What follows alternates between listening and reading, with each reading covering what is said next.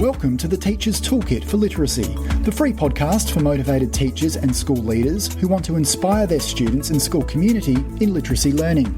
Make sure you subscribe to the show on your favourite podcast player, and for more amazing literacy resources, check out the show notes provided with every episode. Hi, I'm Sharon and I'm the host of A Teacher's Toolkit for Literacy. In every Toolkit episode, we bring you specific resources, tools, strategies, tips, techniques to help you in your job as a teacher of literacy. Firstly, we acknowledge and pay our respects to the Kaurna people, the traditional custodians whose ancestral lands we gather on. We acknowledge the deep feelings of attachment and relationship of the Kaurna people to country, and we respect and value their past, present and ongoing connection to the land and cultural beliefs. And welcome, Phil. Thanks, Sharon, and welcome back to part 2 of our podcast. Enjoy. Now you can ask the next questions. Yeah, I've gone around. I've got a question about sentence stems, Sharon. What are they? Well, I call them sentence stems in that we would start with something. So, like, I know that your children, in teaching some of the high-frequency words, Grace has used some sentence stems like I see. Oh, yeah. Or I can see. So it's getting them started. Or, but letting them use confidently the words, the high frequency words that are being taught. So some of that writing has been, for some children, that really solid shift from, oh, well, I want to write words the right way, but it's that mix of there's some words that I'm learning and we need to have anchored so that I've got my 25 plus high frequency words by the end of the year that I can read and write with automaticity and can recognise and recreate those words. So I think you did do was it an I see? Yep, I did. I can see. I can see. Also did I went walking and I saw. So then they did the I saw part and then they all got saw. So then they could write that in their work as well. So they're getting to know these high frequency words in their writing. Yep, because they hear it, they see it, they write it. And they're using it. And they're using it in, everyday lives. And then I think you're putting those words up then. Yep, on our word wall. On the word wall. Yep.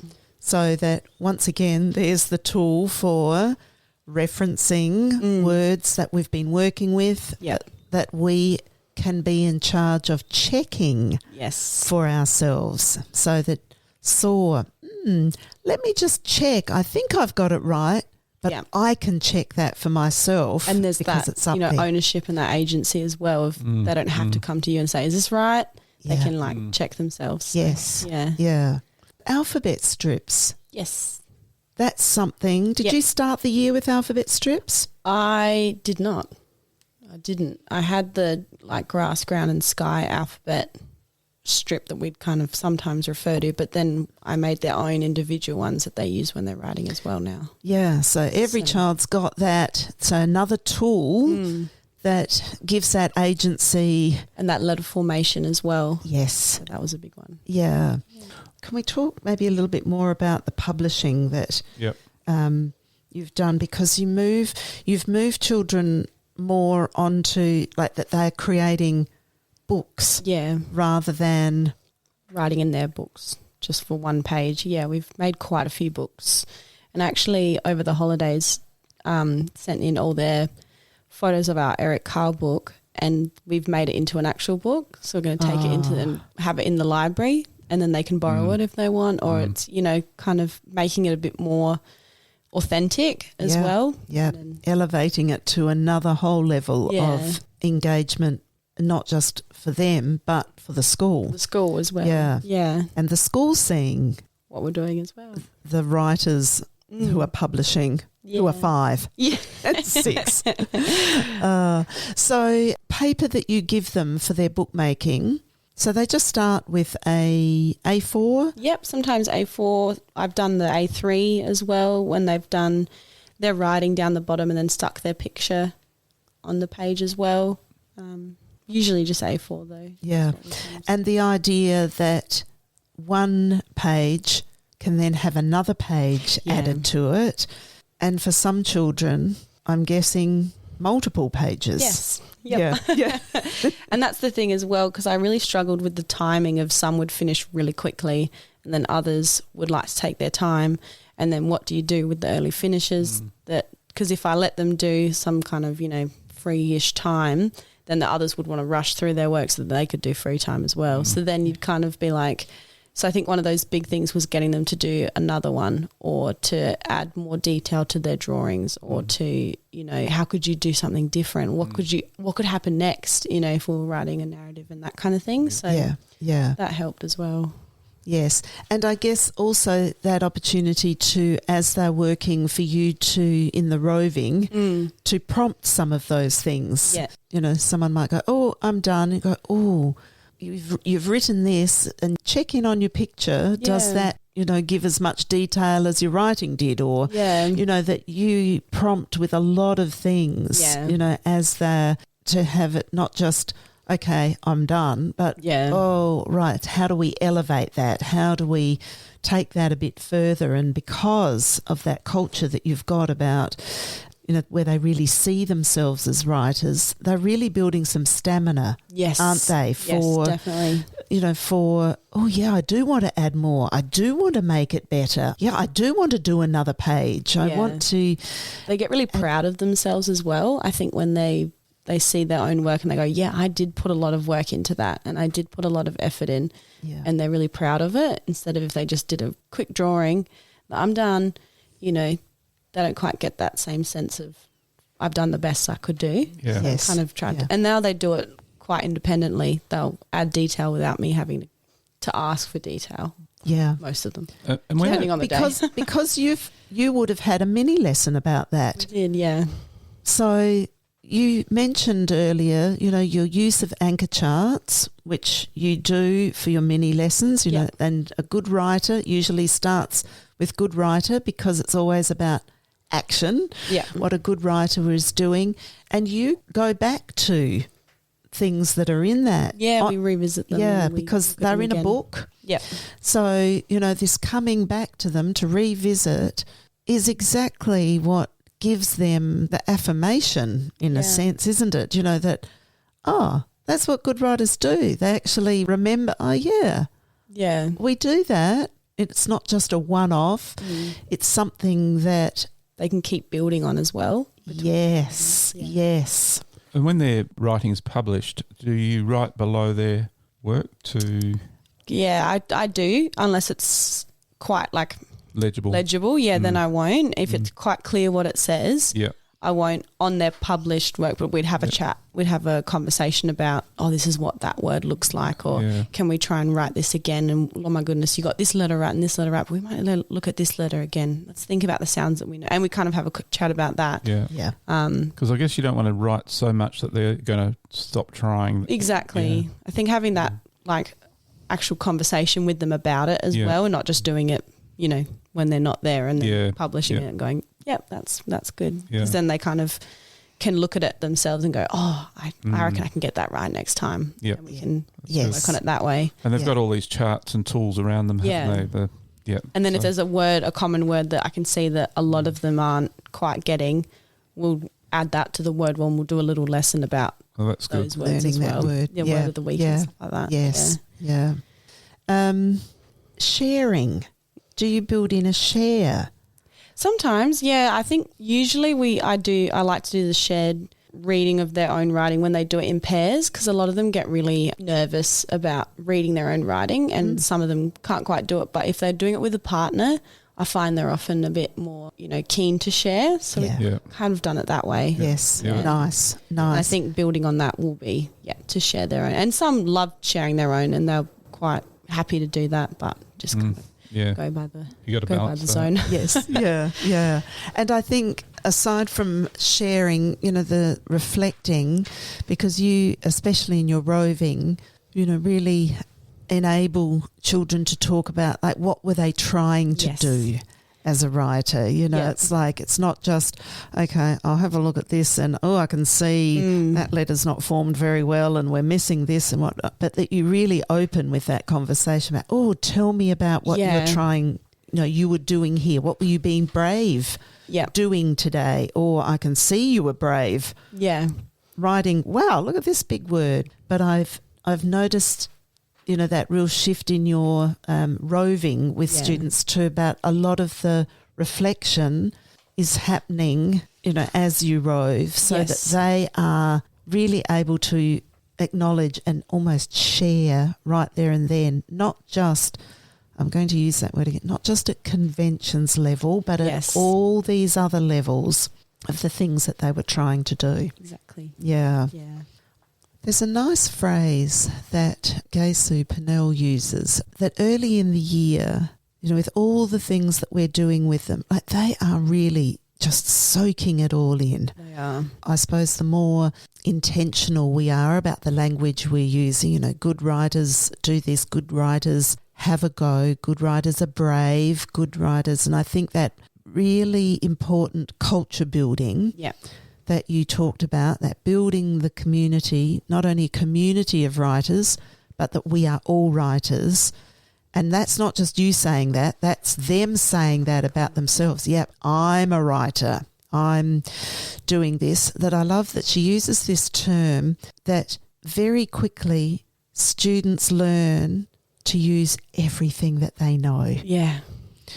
And so all of these things, and I think that's the term we used before, the showcasing. You cannot walk into Grace's room without being completely enveloped by this entire joy of writing in that room. Well, even that say that they'll choose writing as part of their play-based learning. Yeah. I mean, and that's what literacy is about choosing and using. These children are really solidly, they're writers. Yep. They are well and truly, if we said by the end of the year, are they creating short written texts? Yes. Yeah.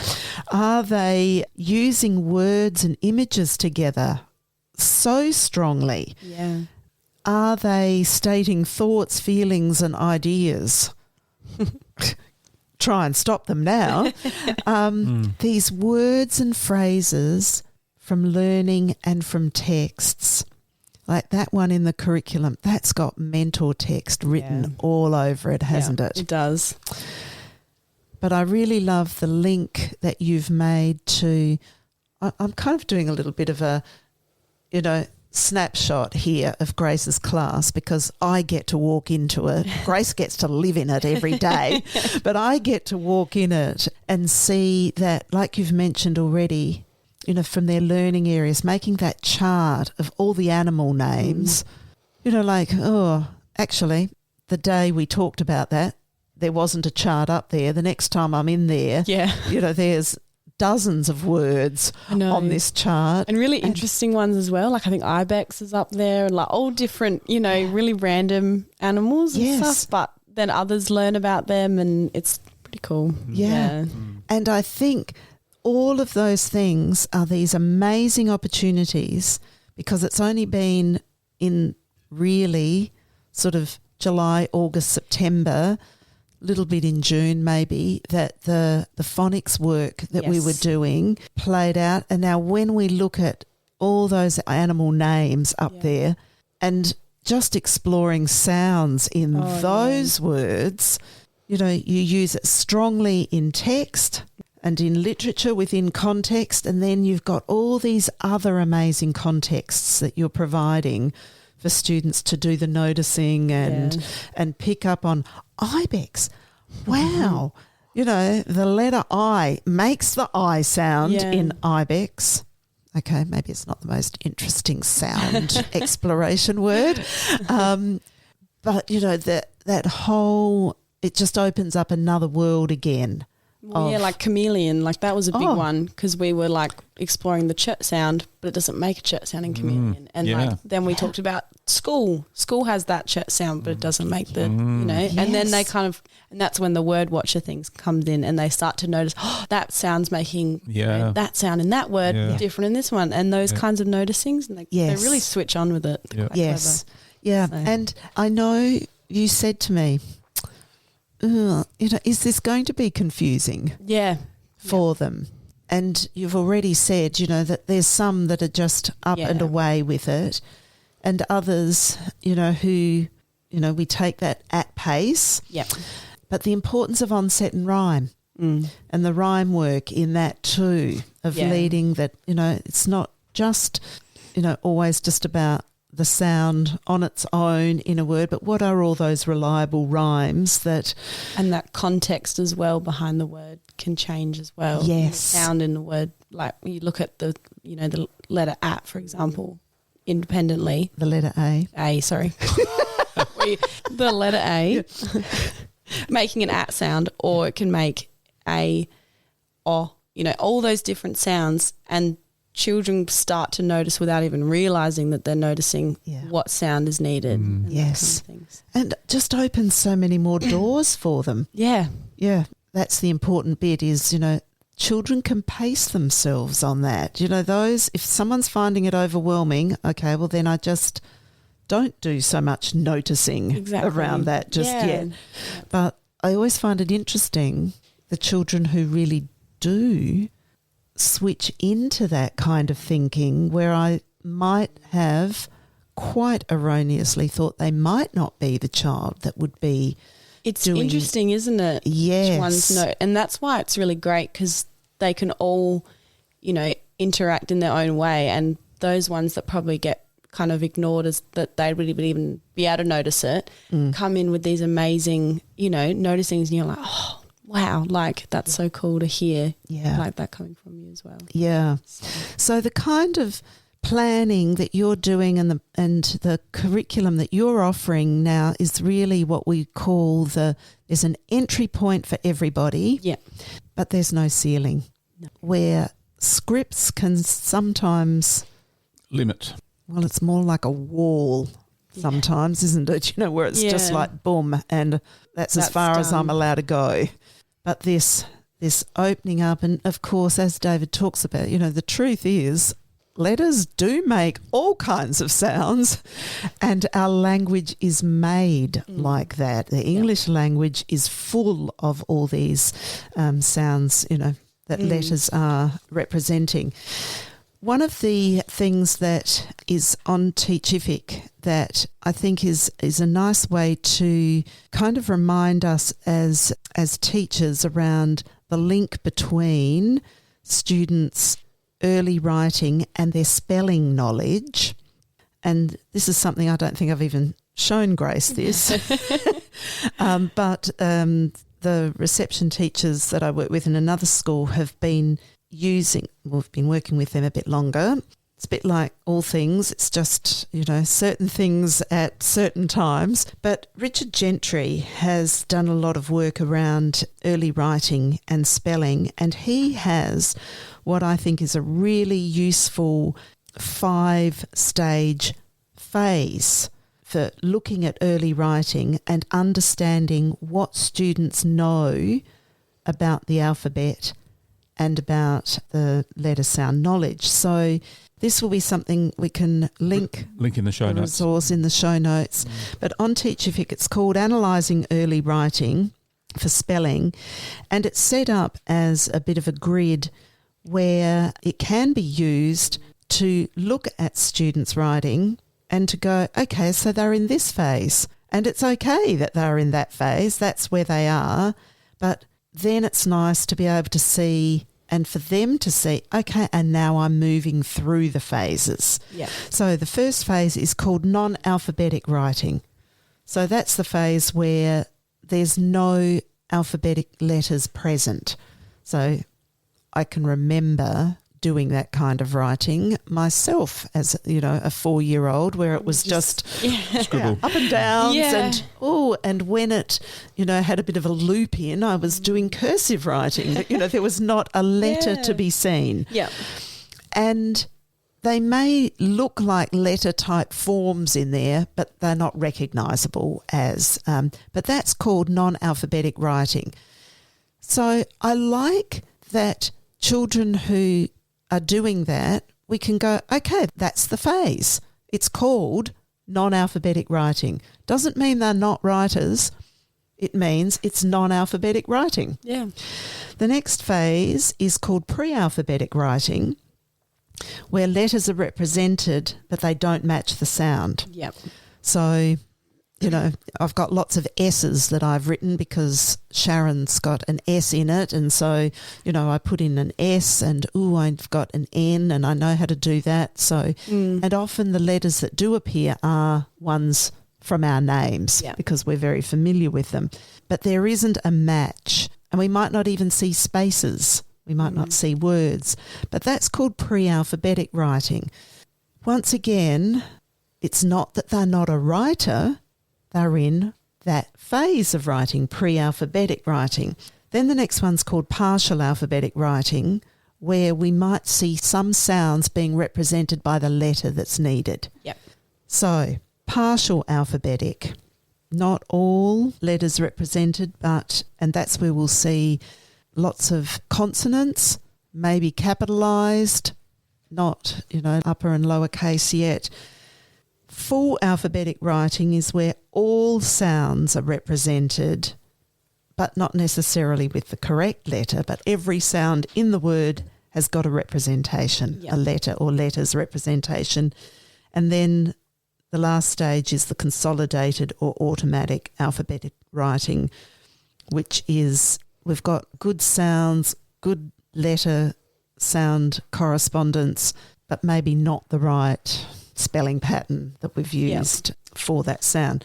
So that, for listeners, if you're working with, the 5-year-olds, 6-year-olds, that can be a really useful way to actually see how children are growing without thinking, oh my gosh, are they ever going to have, as one teacher said to me, I keep thinking I just want to see the last phase of writing, and that's just not realistic.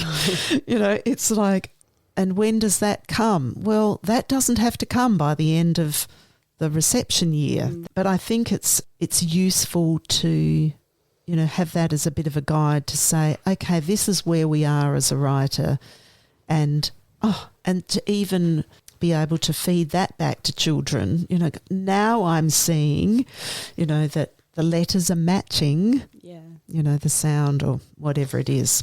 You've had all these changes this year, Grace, and what pointers do you think you could give young teachers or any teachers really in making changes in their classroom? I think it's kind of like what we've been talking about even with children, about being brave and giving it a go, because I was really overwhelmed at the start and didn't know where to start. So I just kind of did it, and then you kind of learn along the way, and you think, and taking that pressure off of, I have to get them to this point at this point of the year, and if they're not there, oh my goodness, then I'm not going to get them to here, and thinking about the data behind it.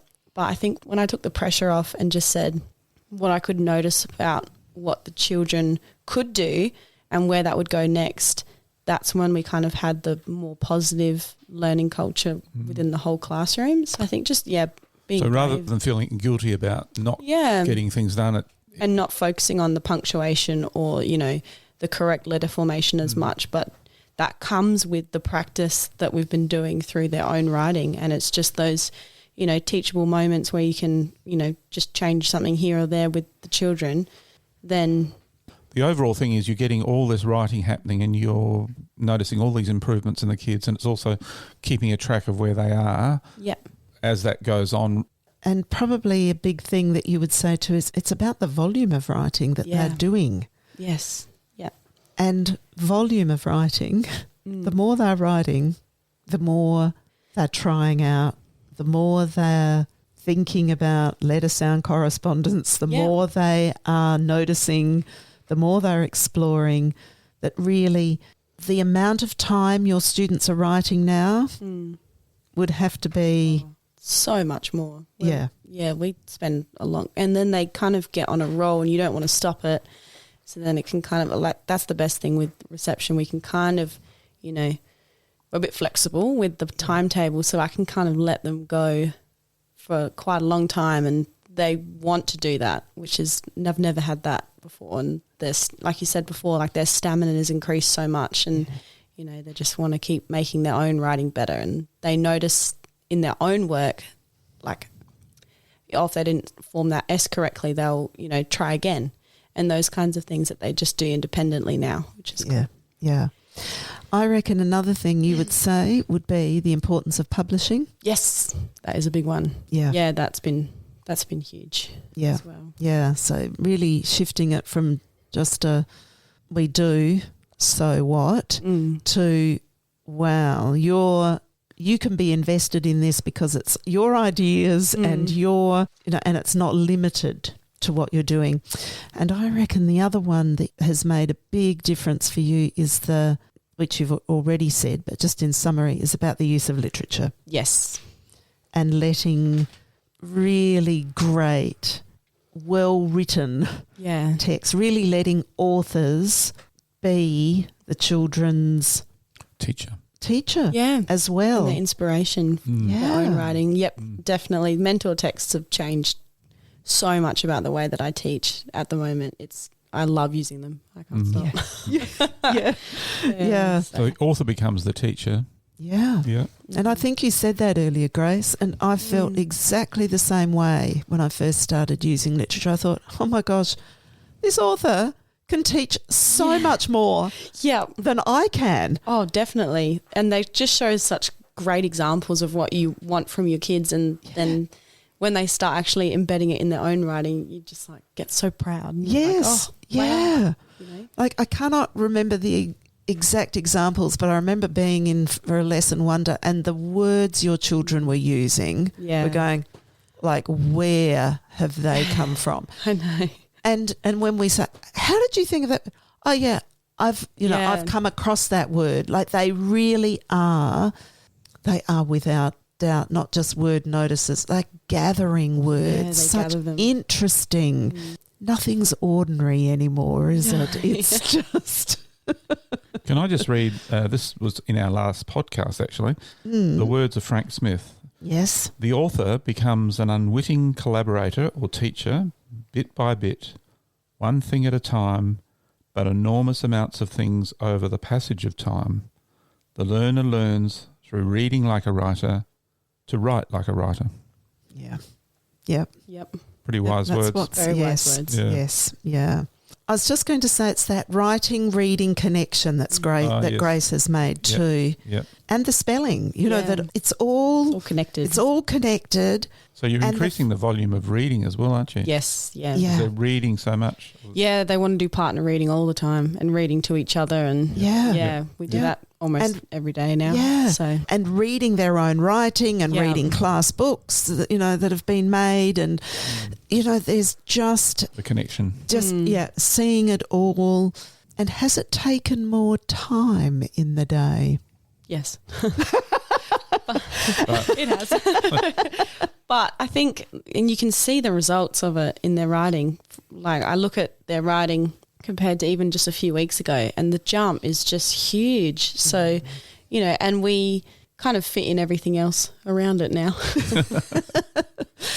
What that says to me is how much your children are choosing and using that's it.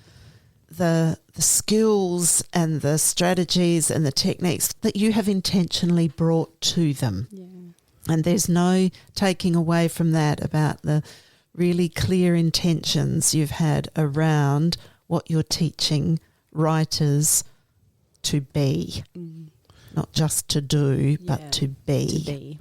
This is actually about the top 10 things about children viewing themselves as writers, which is really what Grace has been working so hard at right from the beginning, about being brave but becoming and seeing myself as a writer. So I'll start with number 1. If I'm viewing myself as a writer, and these are specific for foundation year, if I see myself as a writer, I'll take on both approximated and conventional writing independently. And that comes with a whole lot of things that Grace has set up. It's a bit like when I started talking about what's in the curriculum and Grace said, well, do you know what? It's all very well knowing that's where I'm getting, but how do I get there? This is why these are summary pieces, because Grace has talked to us about how she's enabled students to take on both approximated and conventional writing independently. Understand how writing and drawing are related. And so that wonderful work around, the bookmaking that they're doing, and they draw. Sometimes they draw first, sometimes they write first and add all the connected detail into the drawing after, but they clearly know how much that's related. And you've modelled it, what's more. You'd have had a good writers match their drawings with their writing, or match their writing with their drawing. Yeah. Number 3, demonstrate confidence in attempting to draw and write. So this is the being brave. I'm not going, I don't know, I'm not going to have a go. Yep, I'm going to have an attempt. That's my bravery. Yeah. Number 4, have ideas to tell, write and draw about. Absolutely, we've talked about the floodgate being open there. How did Grace play that out in the room? Well, what interested them? What have I got to write about? What experiences have we had that we can write about? Number 5, Grace talked about this one in terms of roving, but self-evaluate writing and talk about what's good about it and what I was trying to do as a writer. So how does that happen? During the roving time, great time for that to be happening, as well as when they share with each other. Number 6, produce a quantity of writing in the available time. You really don't have children in that writing time just sitting there going, oh, well, I'll just do anything other than writing. They are, even with an occasional someone being distracted for a bit, doesn't take much for them to come get back in. Yeah. And to just use that time so intentionally. Yeah. So to do that, to build that stamina, it needs to happen. It needs to be routine. Writing 4 days a week, 5 days a week. We probably do it 5 days now. Yeah. We don't have I think on Fridays we don't have a specific writing lesson, but during the day. They're they choosing write all and day. using. Yeah. Yeah. Even during their play-based learning, they've started writing menus, and then they, it's just always, and they play schools and then they teach each other. Yeah. It's great. Isn't it? My job's done. Do you know what? We all want to come, Grace. Yeah. Everybody's going to want to come. Number 7, keep working independently rather than waiting for teacher help. And you've talked about how you solve that by the resources and the tools that are needed to help make that happen. That just doesn't happen because, you just got to do it on your own. Yeah. You provide the tools and you provide things that enable them to work independently. And what's so powerful about all of this, Grace, is that a lot of these things are the very things you said, this is what I want to fix. I want to fix this. I want to get this better. I want to change that. And here you are. Number 8, try out techniques other writers and illustrators use. So the mentor texts, all that work that you're doing there, that's how you get students being able to do that. Take risks as a writer, being brave. And being brave means, like you said, having mini lessons, intentional lessons about that. And that's also, I just love how you said, yeah, it was overwhelming, but you know what? I just got in there. I was brave. Yeah. I was brave. Took this on, and the more we do it, the more we know, the better we get at all of that. And number 10, talk about oneself as a writer. So really being able to know on all levels, not just conventions, but on ideas and organising and illustrating and presenting and which words I chose to use. And this sounds so like me. So I'm talking about all those traits of writing that we can bring in here. So just wrapping up there, Sharon, either Grace or Sharon, what would you say are some next steps that we might take in the classroom? I see the next steps there is like, I feel like, when we go through that list and I go, oh my gosh, what have we got left to solve, Grace? Yeah.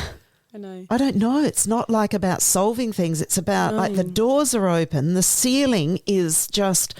So it's getting better at all those things that you're doing currently. So just developing your craft as a teacher, isn't it? I think so. I think, continuing to respond to what the children need and want to do as well, and keep building on those early skills that they're already developing. And any more tools or techniques that Sharon can give you?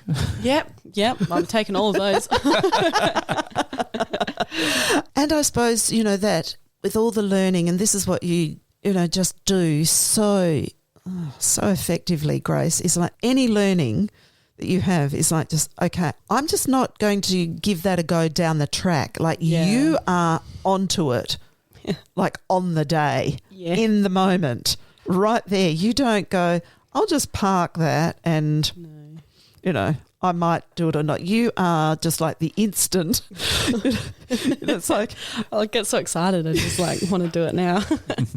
Well, because you get excited, not just for you, but for your children. I know, that's the... Yeah. Isn't it? Where you go, oh my gosh, they will love that. Yeah, like that's exactly it. That's what I hear you say all the time. Oh my goodness, they are going to love that. And so... The next time I step into your room, they're loving it because it's already happening. And I think that's part of the really great example here of you as a professional and an early career professional where you just don't skip a beat around taking things on, but you're not just taking it on as in, oh, okay, I have to do that now. It's like you process all those things going, right, so let's say that animal chart, for example, and you're going, all right, I want it to be eye level. All right, okay, there's a space there. Yeah. Right, that's where I'm going to put it. How are we going to get words up there? And I remember we did talk about that. You're not going to put them all up there. No. We're going to let the children. And this is that thing you go, they're going to love it. They're going to love it. Yeah. And that's why you make things work, is because you're looking at this through your children's eyes going, how are they going to feel empowered by this? Yeah. What is this going to do for them? What's this going to drive from here? Yeah. So, and who has got an entry point into this? Everybody. Yeah. Thanks, Sharon and Grace. And I think we'll wrap up today. And it's fantastic to see you developing as a professional in the classroom. And that's, I think, the big thing about this whole change, isn't it, that you've gone from a script that you've been following to now you're taking ownership as a professional and making choices but really wise choices of where you're going in the classroom, and you've noticed the big changes. Yeah, definitely. Thank you so much for having me. Thank you so much, everyone, for being with us today, and look forward to you joining us on the next podcast. But thank you particularly to Sharon and Grace today. Oh, it's just wonderful. It's like, that's the one thing, Grace, isn't it? We could be in conversation. Yeah. We're in your room or I'm going past your room and you're going, just come and have a look at this.